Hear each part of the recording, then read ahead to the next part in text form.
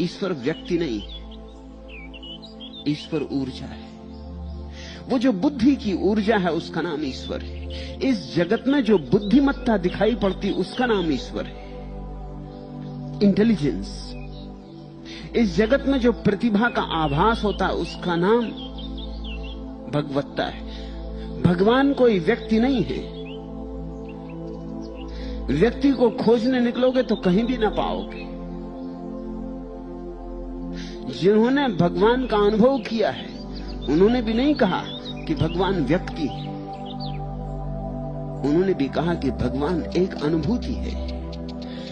तुम्हारी चैतन्य दशा जब इतनी निखार को उपलब्ध हो जाती कि उस पर कोई सीमा के बंधन नहीं रह जाते, सब उपाधियां जब गिर जाती, जब तुम निरुपाधि हो जाते, जब तुम्हारी चैतन्य की दशा इतनी शांत और इतनी आनंद मग्न हो जाती कि विचार की एक तरंग नहीं उठती, झील परिपूर्ण शांत होती, तब तुम्हें अनुभव होता है कि तुम्हारी झील कहीं भी समाप्त नहीं होती। तुम्हारी झील किसी विराट झील का हिस्सा है। तुम्हारा ये छोटा सा चैतन्य का दिया किसी विराट महासूर्य की किरणों का हिस्सा है। उस विराट चैतन्य का नाम परमात्मा है। तुम्हारे भीतर उसकी ही एक किरण है,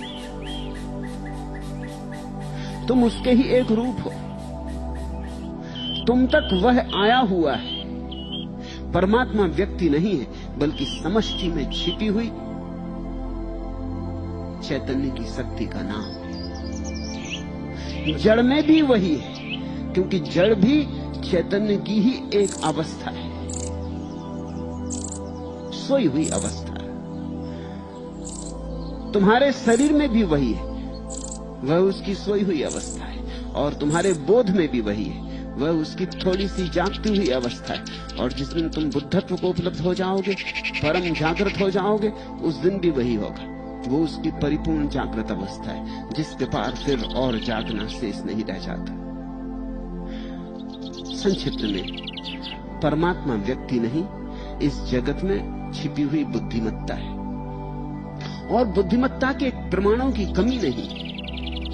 यहां हर चीज इतनी बुद्धिमत्ता से चल रही है कि क्या उसके लिए प्रमाण देना पड़ेगा। तुम एक बीज बोते हो, बीज में निश्चित ही कोई बुद्धिमत्ता है, क्योंकि बीज भली भांति जानता है उसे क्या होना है, आम होना है कि नीम होना है। बीज भली भांति जानता है कि किन पत्तों को उगाना है, वे हरे होंगे कि लाल होंगे कि पीले होंगे। बीज भली भांति जानता है आकाश में कितने ऊपर तक शाखाओं को भेजना है। बीज भली भांति जानता है कि जड़ें कितने दूर गहराई में जल स्रोत की तलाश में जानी चाहिए, तब मैं जीवित रह सकूंगा। तुम वृक्ष की एक शाखा काट दो, तत्क्षण वृक्ष दूसरी शाखा पैदा कर देता है। कमी हो गई उसे पूरी कर लेता है। रात वृक्ष भी सो जाता है, दिन जागता है। और अब तो वैज्ञानिक कहते हैं कि वृक्ष की संवेदना भी है। अब तो वैज्ञानिकों के पास इस बात के प्रमाण हैं जो सर जगदीश चंद्र बसु ने सबसे पहली दफा प्रमाणित किया था, वो धीरे धीरे इन 50 वर्षों में रोज रोज सघनता से प्रमाणित होता गया है। आज अगर जगदीश चंद्र बसु होते तो उनके आनंद का पार न होता, पारावार न होता, क्योंकि पश्चिम में बहुत सी खोजें इस बीच हुई। उन खोजों को देख के चमत्कार होता है।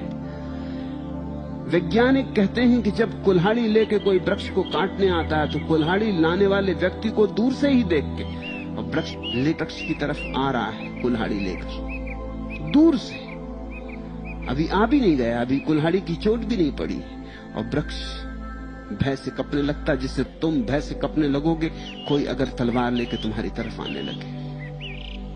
हो सकता है सिर्फ मजाक कर रहा हो, तुम्हें मारने ना आया हो, लेकिन तुम्हारे भीतर भय समा जाएगा। अब वृक्षों के भीतर किस तरह के कंपन होते हैं उनको नापने के यंत्र बन गए। जैसे कार्डियोग्राम होता है और तुम्हारे हृदय की धड़कन नापी जाती है और तुम्हारे हृदय की तरंगें नापी जाती हैं। ठीक वैसे ही सूक्ष्म यंत्र बन गए हैं जो वृक्षों के हृदय की धड़कन को मापते। कुल्हाड़ी लेकर आते हुए लकड़हारे को देखते ही वृक्ष के प्राण कब जाते।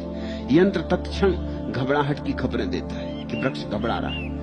माली को आते देखकर वृक्ष प्रफुल्लित हो जाता है।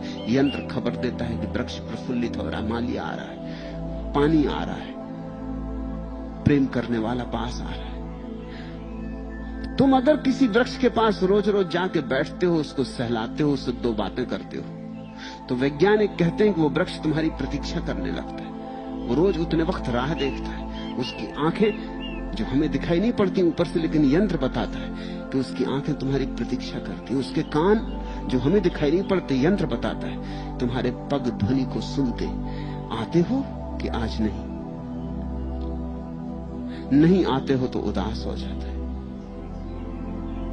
आ जाते हो तो अपूर्व आनंद से भर जाता है। तुम्हें देख के झोलने लगता है, मस्ती में डोलने लगता है। अभी तक हमने ठीक से अस्तित्व के प्राणों में उतरना शुरू भी नहीं किया है, लेकिन इतने प्रमाण अभी भी मिल गए कि सारा अस्तित्व बुद्धिमत्ता से भरा हुआ है। संवेदना है, चेतना है, और जो आज वृक्ष में सच हो गया है वही कल चट्टान में भी सच होने को है। और सूक्ष्म यंत्र चाहिए होंगे जो चट्टान के भीतर भी उठती हुई तरंग धाराओं को माप सके। परमात्मा का इतना ही अर्थ है कि पूरा जगत संवेदनशील है। ये जगत संवेदन शून्य नहीं है, और इस जगत के पीछे एक बुद्धिमत्ता है जो चीजों का नियोजन कर रही है। बादरायण कहते हैं और सांडिल्य बादरायण का उल्लेख कर रहे हैं अपनी बात के पक्ष में कि कर्म अपने आप में फलदायी नहीं है। कोई कर्म अपने आप में कैसे फलदायी हो सकता है? इस जगत की बुद्धिमत्ता फल देती है। ये जगत प्रति संवेदन करता है। ये जगत तुम जो इसके साथ करते हो वही तुम्हारे साथ करता है। कर्म अपने आप में फलदायी नहीं हो सकते। कर्म फलदायी है क्योंकि जगत में एक बुद्धिमत्ता छिपी है जो प्रत्येक कर्म के लिए पुरस्कार देती और दंड देती।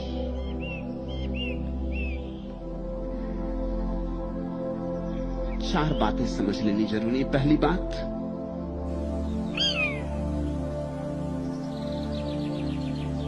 तुम जब भला करते हो तो भला करने के कारण ही तुम्हें अच्छे परिणाम नहीं आते। तुम भला करते हो, इससे परमात्मा, इससे छिपी हुई जगत की बुद्धिमत्ता तुम्हारे साथ भला करती। अगर जगत बुद्धिहीन होता तो तुम करते रहते भला, कुछ परिणाम नहीं हो सकता था। और तुम इसे अनुभव से भी देख सकते हो। तुम किसी बुद्धू के साथ भला करो और तुम उतना ही भला किसी बुद्धिमान के साथ करो, तुम पाओगे दोनों में फल का भेद पड़ गया। क्योंकि बुद्धू शायद समझे ही नहीं कि तुमने भला किया, या कभी यह भी हो सकता है कि बुद्धू तुम्हारे भले को बुरा समझे और तुम्हें नुकसान पहुंचा दे। बुद्धिमान समझेगा। बुद्धुओं को देखकर ही समझदारों ने कहा होगा नेकी कर और कुएं में डाल। फिक्री मत करना इन बुद्धुओं के साथ, अगर अच्छा भी किया है तो अच्छे की अपेक्षा मत करना, इनसे अच्छा शायद ही हो। अक्सर ऐसा हो जाता है कि बुद्धिहीन आदमी से अगर तुम अच्छा व्यवहार करो तो वो निश्चित तुमसे बुरा व्यवहार करेगा। क्यों ऐसा हो जाता है? तुम जब अच्छा व्यवहार करते हो किसी बुद्धिहीन से तो उसके अहंकार को चोट लगती है। अच्छा, तो तुम बड़े अच्छे होने की कोशिश कर रहे हो, तो तुमने अपने को समझा क्या बड़े साधु होना प्रमाणित कर रहे हो। वो तुम्हारी साधुता को बिखेरने के लिए उत्सुक हो जाए। वो तुम्हें नीचा दिखाने को उत्सुक हो जाए।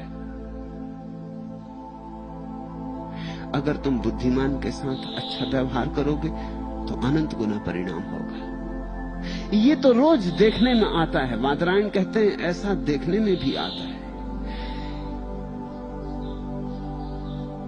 तुम जितनी जड़ स्थिति में अपनी भलाई डालोगे उतना ही छोटा परिणाम होगा। जैसे जैसे तुम ज्यादा समझदार व्यक्ति के साथ व्यवहार करोगे उतने ज्यादा परिणाम होने लगेंगे। तो इस जगत में बुरे का फल बुरा होता है ऐसा देखा गया, भले का फल भला होता है ऐसा देखा गया। लेकिन इससे ये मत समझ लेना कि कर्म अपना ही फल खुद को दे लेते। कर्मों की क्या क्षमता है। कर्मों के फल होते हैं क्योंकि यहां छिपी हुई बुद्धिमत्ता है। प्रत्येक कर्म के उत्तर में संवेदित होती, झंकृत होती, वही झंकार तुम तक आती, शुभ की तरह या अशुभ की तरह। अगर अस्तित्व जड़ हो और अस्तित्व में कोई परमात्मा ना हो और अस्तित्व को बिल्कुल उपेक्षा हो तुम्हारे प्रति, जड़ ही हो तो उपेक्षा होगी ही। फिर तुम अच्छा करो या बुरा, परिणाम केवल संयोगिक होंगे, उनमें कोई अपरिहार्यता नहीं रह जाएगी। क्योंकि दूसरी तरफ कोई बुद्धिमत्ता नहीं है जो कि परिणामों को सुनिश्चितता दे सके। बादरायण की बात में बड़ा बल है। जिन्होंने देखा है उन्होंने ऐसा ही देखा है। इतना ही देख के मत रुक जाना कि अच्छे कर्म का अच्छा फल हुआ और बुरे कर्म का बुरा फल हुआ। जरा और गहरे खोजना तो तुम पाओगे कि अच्छे कर्म के पीछे अच्छा फल आया है, क्योंकि कोई बुद्धिमान शक्ति चारों तरफ से उस अच्छे फल को सराही है। उस अच्छे फल का स्वागत, उस अच्छे कर्म का स्वागत हुआ है। फिर ऐसा भी हो जाता है कि तुम कभी अच्छा करते सोचते हो कि तुम अच्छा कर रहे हो, लेकिन परिणाम बुरे होते। तुम्हें तुम्हारे शुभ कर्म का शुभ फल मिलता हुआ नहीं दिखाई पड़ता। लोग बड़े चिंतित भी हो जाते हैं। मेरे पास लोग आके कहते हैं हमने अच्छा किया, कहते हैं कि अच्छे का फल अच्छा होगा, लेकिन हुआ नहीं। तो मैं उनसे कहता हूं तुम अपनी अच्छाई को खोजना। तुम सोचते थे तुमने अच्छा किया, लेकिन वो अच्छा था नहीं। इसलिए अस्तित्व ने तुम्हें जो प्रतिकार दिया है वो अच्छा नहीं। तुम जरा अपनी अच्छाई में और गौर से उतरना। तुम्हारी अच्छाई में कोई गहरी बुराई छिपी होगी। तुम इस जगत की बुद्धिमत्ता को धोखा नहीं दे सकते। जैसे तुमने दान दिया किसी को, अब दान दो कारणों से दिया जा सकता है या अनेक कारणों से भी दिया जा सकता है, लेकिन मौलिक रूप से दो कारण हो सकते हैं। एक कि तुमने दया के कारण दिया, तुम्हें दूसरे की दुख की बात छू गई, तुम्हारी आंखों में आंसू आ गए, तुम्हें लगा कि कुछ करना जरूरी है, तुम्हें दूसरे का दुख छुआ, तुमने दूसरे का दुख हरने को कुछ किया। या ये भी हो सकता है कि दूसरे को दुखी देखकर तुम्हारे अहंकार को आनंद आया और तुमने अहंकार के कारण कुछ किया कि ले भाई तू दुखी है, देख हम दानी, हमारी तरफ देख, याद रखना कि जब तू दुखी था तो हमने तेरी सहायता की थी। दान या तो दूसरे के दुख के कारण सहज स्फूर्त हुआ या अहंकार से जन्मा कि तुम्हें दानी होने का मौका मिला। कुछ लोग हैं जो दानी होने की तलाश में होते, उनकी आकांक्षा यही है कि कोई न कोई कहीं न कहीं दुखी हो। एक ईसाई मिशनरी ने मुझसे कहा कि आपके देश में सेवा को कोई मूल्य नहीं दिया गया है। न महावीर ने, न बुद्ध ने, न कृष्ण ने सेवा को कोई मूल्य नहीं दिया। उपनिषदों में, वेदों में सेवा की कोई चर्चा नहीं, जैसा कि ईसाईयत में सेवा धर्म है। सेवा के बिना कोई मोक्ष जा ही नहीं सकता, मुक्त हो ही नहीं सकता। मैंने उससे पूछा कि अगर दुनिया में सब सुखी हो जाएं, फिर तुम क्या करोगे? फिर तुम कैसे मोक्ष जाओगे? कोई दुखी ही ना होगा, किसी को सेवा की जरूरत ना होगी। थोड़ी देर कल्पना कर लो, दुनिया में सारे लोग सुखी हो गए, फिर तो मोक्ष का द्वार बंद हो जाएगा। वो थोड़ा चौंका, इस तरह उसने कभी सोचा नहीं था। कहने लगा, नहीं, ऐसा हो ही नहीं सकता कि दुनिया में सब सुखी हो जाएं। मैंने कहा, सिर्फ इसलिए नहीं हो सकता क्योंकि तुम्हें मोक्ष जाने का उपाय टूट जाएगा। तब तो तुम दूसरे का दुख भी शोषण कर रहे हो। तुम्हारी सेवा में नजर स्वार्थ की है। तुम दूसरे की सेवा कर रहे हो ताकि स्वर्ग मिल जाए। तुम्हें दूसरे के दुख पे दया नहीं है, तुम्हें अपने सुख की चाह है, अपने स्वर्ग की चाह है। अगर स्वर्ग दूसरे के दुख में सेवा करने से ही मिलता है तो निश्चित ही सेवक चाहेगा दुनिया में दुख बना रहे। ये तो बड़ी अजीब बात हो गई कि सेवक चाहे कि दुनिया में दुख बना रहे,